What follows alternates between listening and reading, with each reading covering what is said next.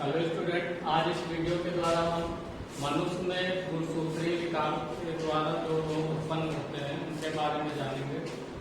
तो इसमें कुछ रोग होते हैं जो गुणसूत्रों में विकार यानी गुणसूत्र में जब कोई बाधाएं आ जाती हैं तो उसके द्वारा कुछ लक्षण स्पष्ट होते हैं और वो एक प्रकार के रोग होते हैं।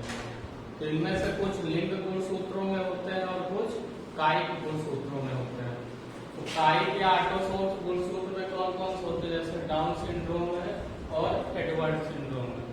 तो ये कायिक गुणसूत्र या जो ऑटोसोम्स गुणसूत्र होते हैं, जब उनमें किसी प्रकार की व्यवधान या त्रुटि आ जाती है तो ये रोग उत्पन्न होते हैं।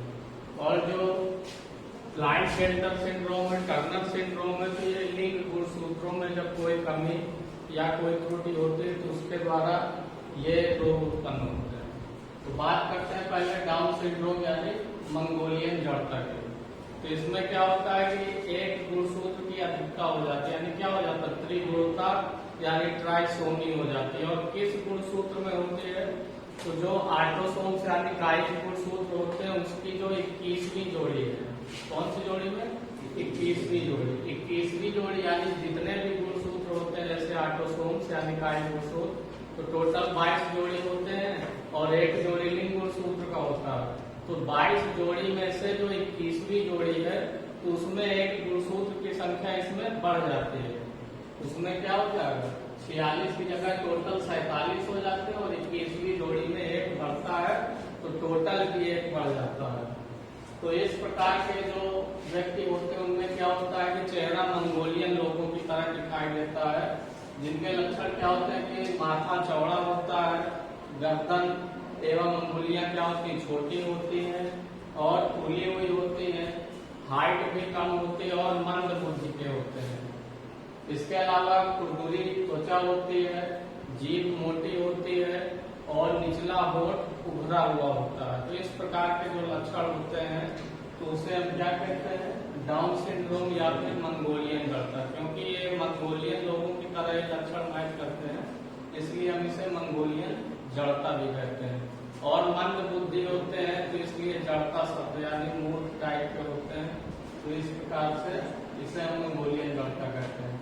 अब इस रोग का वर्णन सबसे पहले किसने किया था, तो 1866 में लैंगडोन डाउन ने किया था। तो उन्हीं के नाम से ये सिंड्रोम जाना जाता है।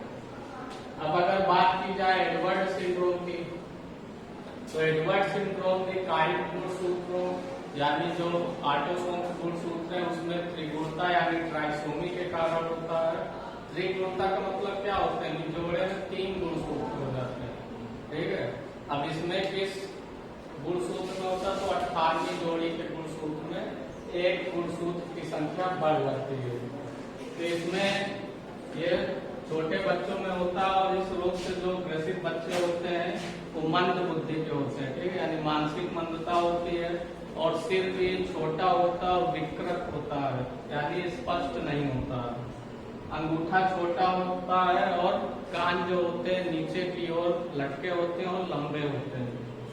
छोटा मुंह है और ठोड़ी जो होती है तो वो पीछे की ओर मुड़ी हुई होती है। तो इस प्रकार के लक्षण दिखाई देते हैं तो एडवर्ड सिंड्रोम पाया जाता है।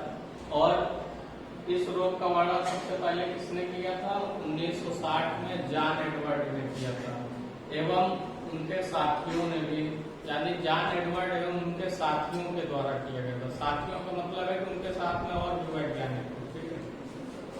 अगर इनकी बात की जाए तो ये जो इस रोग से ग्रसित बच्चे होते हैं तो ज्यादा से ज्यादा 3 से 4 महीने जीवित रहते हैं, इससे ज्यादा वो जीवित नहीं रहते हैं। इनकी भी बात की जाए अगर डाउन सिंड्रोम वाले, तो इनकी भी आयु बहुत ज्यादा नहीं होती है, ठीक है, ये कम आयु के होते हैं। अब अगर क्लाइंट-शेल्टर सिंड्रोम की बात की जाए तो यह रोग क्या होता है, लिंग गुणसूत्रों में एक गुणसूत्र या एक से अधिक गुणसूत्रों के बढ़ जाने से होता है, ठीक है।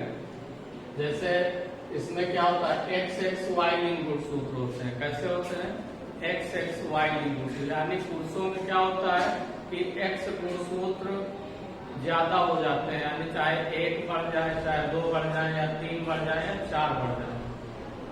अब इनमें लक्षण क्या होते हैं कि इनमें क्योंकि जब स्त्रियों का जो गुणसूत्र होता है जब वो ज्यादा मात्रा में हो गए तो अब वाई भी है साथ में, तो है तो पुरुष ही वो, ठीक है। यानी लंबाई वगैरह और कद वगैरह सब पुरुष की तरह ही होगा क्योंकि इसमें वाई गुणसूत्र है। लेकिन क्योंकि एक एक्स गुणसूत्र ज्यादा है या 2 एक्स गुणसूत्र ज्यादा है तो इनमें स्त्रियों के भी लक्षण होते हैं। तो ये पुरुष और स्त्रियों के लक्षणों का मिश्रण हो जाता है। इसके बाद अगर बात की जाए तो इनमें एक्स गुणसूत्र ज्यादा हो जाने के कारण क्या होता है कि इनके वृषण या अन्य जननांग या जनन ग्रंथियां हैं वो अल्प विकसित होती है, यानी उनका विकास पूर्ण रूप से नहीं हो पाता है और इनमें शुक्राणुओं का निर्माण भी नहीं होता, जिस कारण से क्या होते हैं, नपुंसक होते हैं। अगर स्त्रियों के गुणसूत्रों की संख्या बढ़ी है तो क्या लक्षण स्पष्ट होंगे कि स्त्रियों के समान इनमें भी चेहरे और शरीर पर बाल कम पाए जाते हैं और स्तन भी विकसित हो जाते हैं। इस रोग का वर्णन सबसे पहले किसने किया था? तो 1942 में H.F. क्लाइनफेल्टर ने किया था। और इनमें कुछ ऐसे भी सिंड्रोम पाए जाते हैं जिनमें XYY या XXX या फिर XXXY 4XY इस प्रकार के भी गुणसूत्र पाए जाते हैं।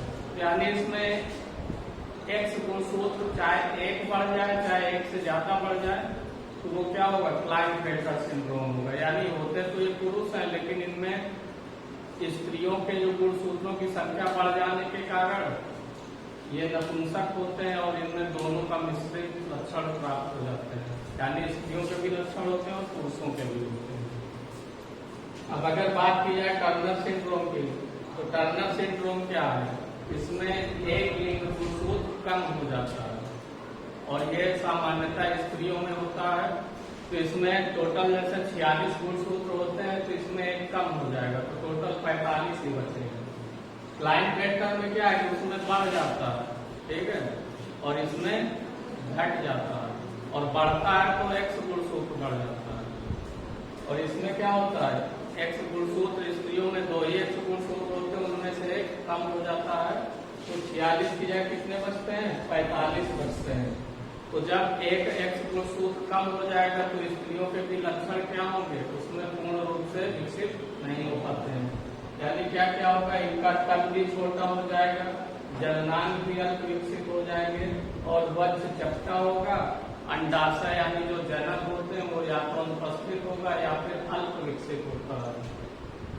तो इस प्रकार की जो स्त्रियां होती हैं वो क्या होती है, नपुंसक होती है यानी बांझ होती है, यानी उनमें संतान उत्पत्ति की क्षमता नहीं होती है। अब ये बनता कैसे है टर्नर सिंड्रोम?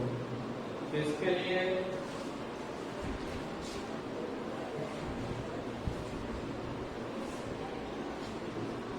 जैसे टर्नर सिंड्रोम है, क्लाइनफेल्टर सिंड्रोम है, ये बनते कैसे हैं? कभी कभी क्या होता है कि जब एक्स गुणसूत्र स्थापित होते हैं अंडों के निर्माण के समय तो उसमें अवियोजन हो जाता है, यानी वो ठीक प्रकार से सही जगह पे नहीं पहुंचते हैं। तो कभी कभी क्या होता है कि एक्स गुणसूत्र अंडाणु में, किसी अंडाणु में का दोनों एक्स गुणसूत्र चले जाए और किसी अंडाणु में एक कम हो जाए, उसे हम क्या कहते हैं, अवियोजन कहते हैं। जैसे मान लीजिए कि पुरुष है, इसमें एक्स वाई है, ठीक है, सामान्य पुरुष, सामान्य पुरुष में एक्स वाई गुणसूत्र, सामान्य स्त्री में एक्स एक्स गुणसूत्र, ठीक है। अब कभी कभी क्या होगा कि इसमें तो जो शुक्राणु बनेंगे उसमें आधे एक्स वाले होंगे आधे वाई वाले होंगे, तो इसमें आधे क्या हो जाएंगे, आधे एक्स वाले होंगे आधे वाई वाले होंगे। इसमें क्या होगा, कभी कभी जब अवियोजन हो जाता है तो उसके कारण क्या होता है कि किसी किसी में कम हो जाते हैं, ठीक है, और किसी किसी में ज्यादा हो जाते हैं। यानी किसी किसी जब यहाँ से जैसे देख लीजिए कभी कभी क्या होता है, एक्स गुणसूत्र में अवियोजन के कारण ऐसे अंडे बन जाते हैं जिनमें से एक में तो दोनों एक्स गुणसूत्र पहुंच जाते हैं और किसी किसी में एक भी नहीं पहुंचते हैं। तो जब X गुणसूत्र विहीन अंडाणु का X गुणसूत्र शुक्राणु के द्वारा निषेचन होगा, यानी उसमें अंडाणु में X गुणसूत्र है ही नहीं है, ठीक है। तो जब उसका X गुणसूत्र वाले शुक्राणु से निषेचन होगा तो क्या होगा, XO बनेगा। क्या बनेगा, XO, यानी जो X आ रहा है वो शुक्राणु वाला आ रहा है, अंडाणु वाला तो है ही नहीं उसमें। तब ये टर्नर सिंड्रोम वाली स्थितियां निर्मित होती या उत्पन्न होती है। तो जैसे यहाँ पर मान लीजिए कि हम बना रहे हैं ये शुक्राणु, ठीक है, और ये अंडाणु। यहाँ पर मान लीजिए कि X और Y दोनों गुणसूत्र हैं, ठीक है, और यहाँ पर एक X नहीं और इसमें दोनों X चलेंगे, ठीक है। यानी यहाँ पर क्या है, जो यहाँ पे XX आना चाहिए था, तो कभी कभी अवयोजन के कारण क्या होता है कि X गुणसूत्र एक ही अंडाणु में दोनों चले गए और एक में एक ही नहीं है। तो उस कंडीशन में क्या होगा, अब जैसे क्रॉस करा के देखते हैं, X से हमने करा दिया O पे, क्या आ गया, XO, फिर इसी X से करा दिया हमने XX पे, क्या हो गया, ट्रिपल X हो गया।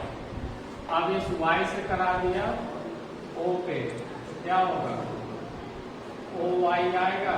यानी इस प्रकार की जो भी संतान जन्म लेती है वो जन्म ले ही नहीं पाती है, वो भ्रूण अवस्था में मृत हो जाती है, ठीक है। और Y से करा दिया XX पे, तो क्या हो गया, XXY। तो अब देख लीजिए ये क्या होगी, इसकी डेथ हो जाएगी विकल रूप में, ठीक है, यानी भ्रूणी अवस्था में इसकी मृत्यु हो जाएगी। XXY इसका सिंड्रोम है क्लाइनफेल्टर सिंड्रोम। ये और ये क्या हो जाएंगे, क्लाइनफेल्टर सिंड्रोम।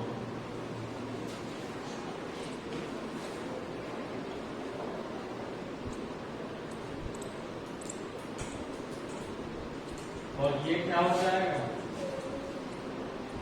Turner syndrome.